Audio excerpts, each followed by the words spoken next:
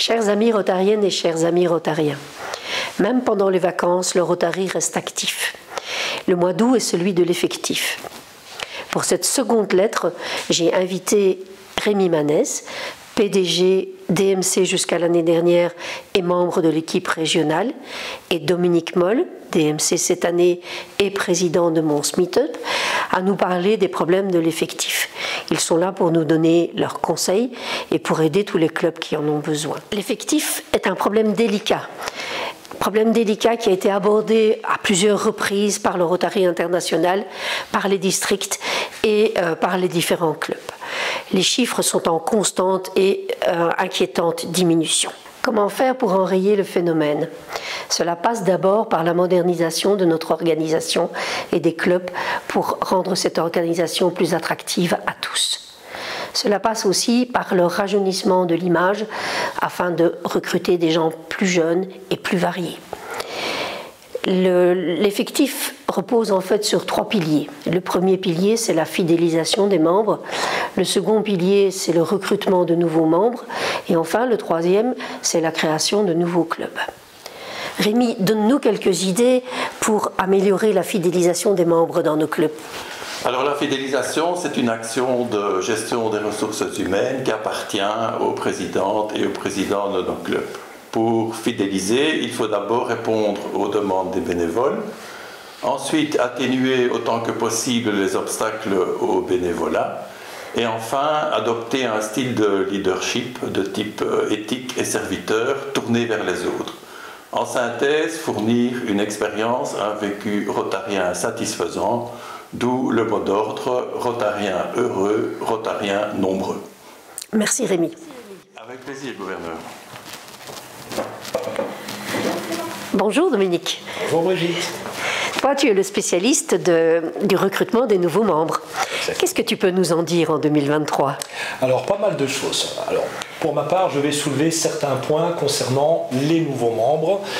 Et je commencerai par le premier qui me semble intéressant, c'est l'intégration des femmes au sein des clubs. Alors je sais que pour beaucoup de clubs, vous avez déjà intégré des femmes, mais il faut savoir que il y a au sein du MIT, pour ceux qui ne connaissent pas, c'est un célèbre centre de recherche américain, on a pu remarquer au sein du MIT que le fait d'intégrer les femmes dans un groupe élevait considérablement le quotient intellectuel de ce dit groupe.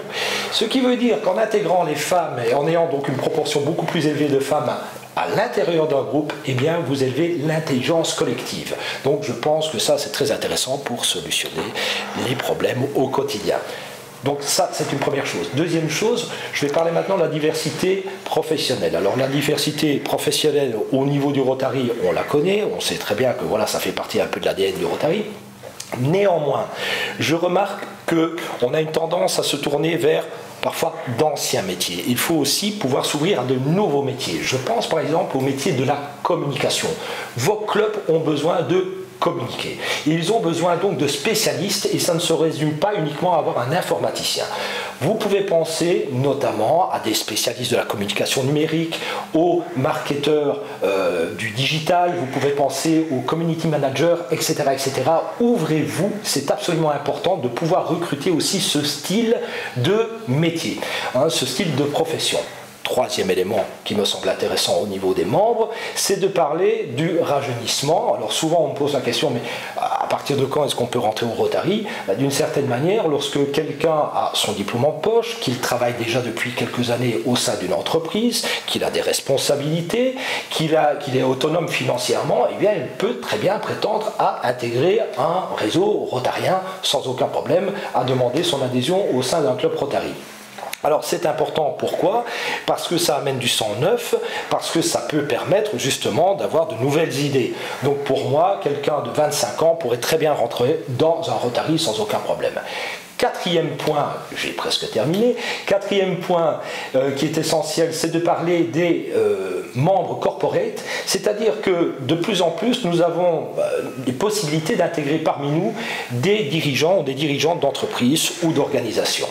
Ces personnes n'ont parfois pas toujours le temps de consacrer énormément justement de leur temps au niveau du Rotary. Ce serait idiot de ne pas pouvoir profiter d'une chose, c'est le membre corporel, c'est-à-dire que cette personne puisse se faire représenter par d'autres personnes de son équipe, ce qui vous permettrait d'ailleurs d'augmenter de manière significative vos effectifs. Et ton 5e point alors, Dominique? Alors, le 5e point concerne les travailleurs nomades. Vous savez qu'actuellement, le monde bouge et évidemment, nous avons des travailleurs qui bougent avec lui, avec la société. J'attire votre attention sur le fait que certaines personnes peuvent accomplir un travail significatif pour votre club tout en étant en distance. Je reprends d'ailleurs l'exemple de tout à l'heure, à savoir que les personnes qui s'occupent de la communication, les personnes qui peuvent travailler des logos, etc., peuvent faire ça à distance. Donc, de grâce, réfléchissez à intégrer au sein de vos clubs ces fameux travailleurs, nomades, qui sont une nouvelle façon fatalement de voir le travail et ouvre des perspectives sur le monde, et donc pour vos clubs ce sera tout bénéfice. Voilà, je terminerai simplement en vous disant ceci: essayez un maximum de recruter des talents et non pas uniquement que des titres, c'est très important. Je vous remercie. Merci Dominique pour toutes ces informations précieuses. Tout le monde sait que le meilleur moyen de faire un bond à l'effectif est de créer des nouveaux clubs. Nous avons la chance d'avoir 3 clubs en gestation dans notre district. Le premier, qui s'appellera probablement Vallon-Cette-Fontaine, sous l'égide de Caroline Falmagne, comprendra à peu près 25 membres.